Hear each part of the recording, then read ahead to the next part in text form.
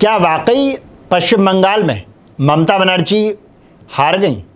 क्या वाकई पश्चिम बंगाल में बीजेपी जीत गई? साफ तौर पर यह तस्वीर साफ हो चुकी है कि वहाँ पर टीएमसी हार गई और बीजेपी जीत गई। अब सवाल ये उठता है कि ममता बनर्जी इस बात को स्वीकार क्यों नहीं कर रही?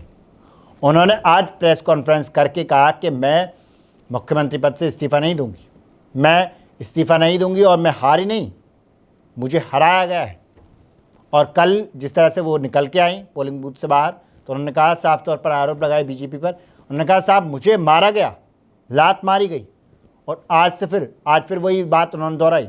उन्होंने कहा कि मुझे लात मारी गई, मैं इस्तीफ़ा नहीं दूंगी। अब सवाल ये खड़ा होता है कि लोकतंत्र इस देश में, लोकतांत्रिक देश में हार और जीत तो लगी रहती है। जब आप जीत स्वीकार करते हैं तो आपका फ़र्ज़ बनता है कि आप हार भी स्वीकार करें, क्योंकि जनता का जनादेश है ये।